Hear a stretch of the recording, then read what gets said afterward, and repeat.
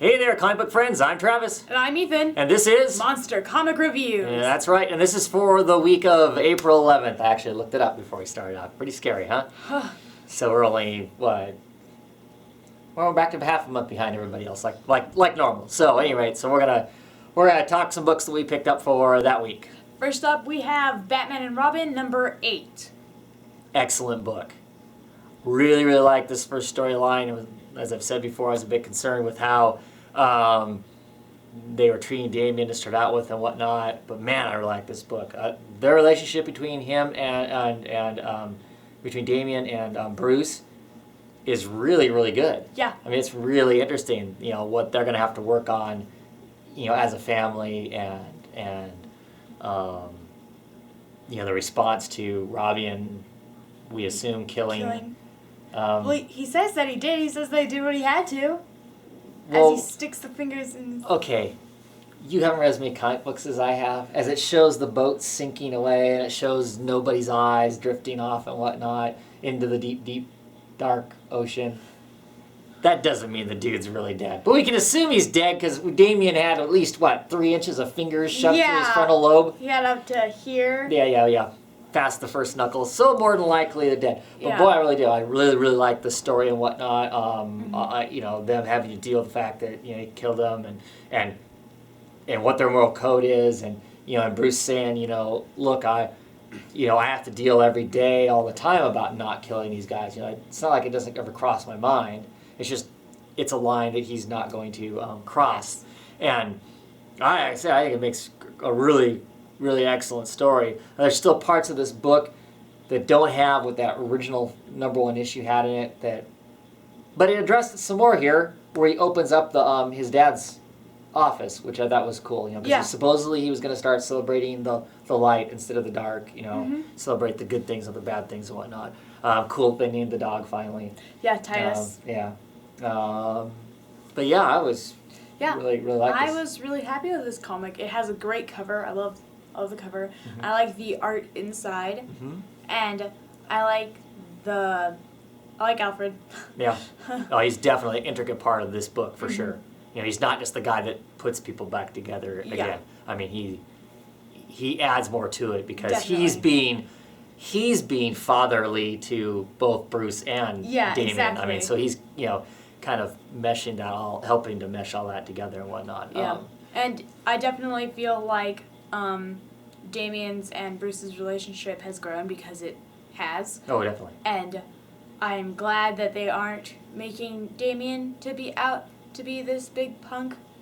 That's nice too, because I was afraid that either he was going to be like the new Billy Batson or Shazam, with portraying him, that's something else, isn't it? But I mean, so I'm glad that he's not a jerk and that he's getting better like it was before the relaunch. Yeah, except I think he's still going to be an egotistical monster to some degree. Yeah. Because I think that's who he is. He's better than everybody else and he knows it. Exactly. Kind of a thing. I mean, I don't by any means think that their relationship's perfect now. No. But it's not this impassable. You can see it. It's Yeah. there. Yeah. It's not. Well, I like the line. I thought you didn't like me, or I thought we didn't like each other. I thought we didn't like each other. No, we just don't understand each other. Yeah. Perfect. That was just absolutely perfect. It was great. It was cool seeing emotion from Bruce because that hasn't happened for me ever.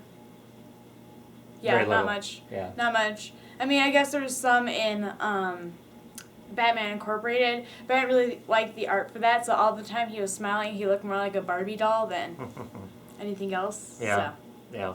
still. Yeah, I was very happy with that comic. What do we have next? What would you rate it, I guess? This is a very strong 4. Yeah, very strong 4. I agree. I'm not sure what it takes to make a 5-star comic for me, but there wasn't anything valuable in this book really. I can't point out anything bad. So it might as well be a 5. Yep. At any rate, excellent. Next up is Batwoman number 8. What you think? I liked it. I like the writing for it. I think J.H. Williams says a good story. I was originally afraid of that because when I found out, it's not that I don't think artists can't write at all. It's just when I found out that he was going to be spending some time doing both the writing and the art. I wasn't sure how well that'd go because I know that, I mean, obviously, I don't know how fast he does it, but I didn't think that doing art like his could just be like, oh, half an hour, you got like, you know, the entire comic book. Yeah, that's why we have every other arc has a different artist on it. Yeah.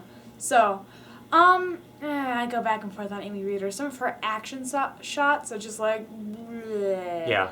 But her people that are just staying still or tugging, they're pretty cool. Yeah, they portray. She does really well with their faces, portraying emotion, like with their standing, like when her and Chase are like, I'm assuming at her house or whatever, they're yelling at each other about the girlfriend and whatnot. You know, there's a range of emotion there. It's not just they all have this static face. There's a range of emotion, which is great. You need that in a comic book. I think she does an excellent job on that sort of thing. People out of costume and that sort of stuff. You're right, though. There are some action shots, especially more so towards the beginning of the book. Yeah. That I don't know if they're confusing, but they aren't really strong either. But I guess we're not going to have to worry about it because she's been taken off the book. There's some rift there with somebody, some creative differences. Don't know who it is or whatever. I hope the best for a reader. I hope she finds other books and whatnot. I don't know how much longer she's actually contracted with DC. And maybe she'll keep doing... Maybe I'll go back to having her do covers of something again because she did great covers. I hope she gets to do work. I hope she finds more work and whatnot. I'm interested in what else she has to do. The guy who did the artwork for the miniseries Gates of Gotham, I think he's the one that's going to be doing the art, taking over. So that's an okay thing. He seems to be, do everything. Seems just fine. Fairly strong. So that'll work. And of course, this arc is almost done. Yeah, almost finished. And then J.H. Williams will go back to the next arc. As far as storytelling, I really like it. I'm interested in the greater picture that's going on here of the mystic. Who the mother is. Crap, what that's all going to be about and whatnot. I know children. I know lots of people are complaining about it, but I thought it was cool the way they split up the timeline. So it wasn't totally linear. It wasn't from A to Z. It was cool because I mean, they're going to have to go backwards anyway, and I think it was cooler that they explained it to us how it went than having to take some section out of somewhere where the guy, who got the hook attached to his arm explains how that happens. Right. So they show it to us at some point, right. Yeah, so that was cool. Because they couldn't have showed it to us when he actually got the hook done because that would have spoiled the story. Exactly. Right. Right. And I don't have a problem either because it isn't like they don't explain. It isn't like it doesn't say this many days ago, this many weeks ago, whatever, to show it happening. And stuff. They just say this person's story, this person's story. Right. No big deal. I didn't think it was that hard to piece together and whatnot. So I have no problem either. Because yes, we would like to know exactly what's up with the guy with the hook, and now we know that he was some sort of creep otherwise. Yeah. Touching kids. Yeah. So obviously he was a creep, but now we can find out what a creep is. Obviously the hook is its own personality too. Yeah. That's awesome. That's a cool new character, I think. That's pretty freaky and scary. Yeah, the fact that you can qualify as a character is scary enough. Yeah, he's far creepier than, quite frankly, than like Killer Croc is. I mean, you just know Killer Croc's going to smash you up and try eating you. Yeah, but God knows about the guy with the hook. Stuff about how he's, how he feels the meat. Yeah. And he doesn't he call Flamebird at some point like pretty meat? Yeah.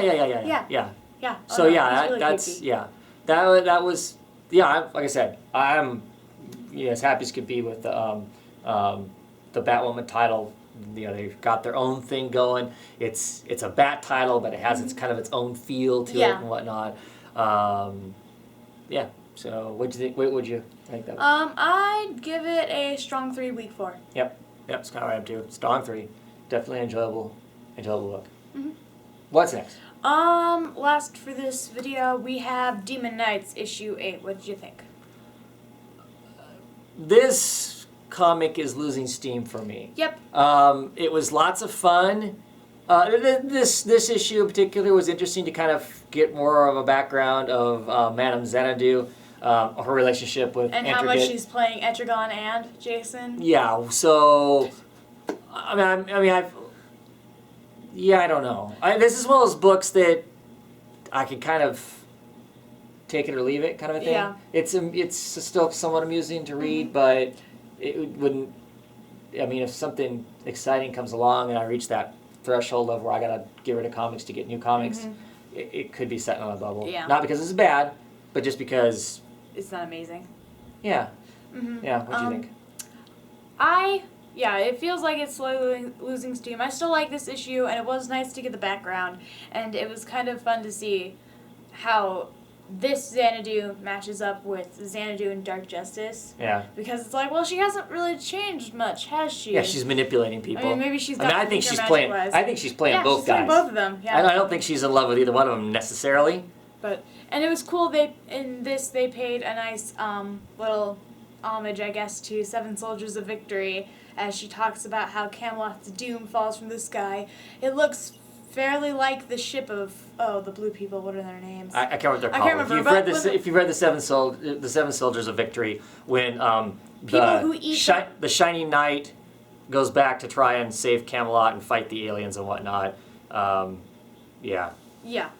It is in there. I'm gonna see if I can find it here real quick while we're talking about it. That was pretty cool.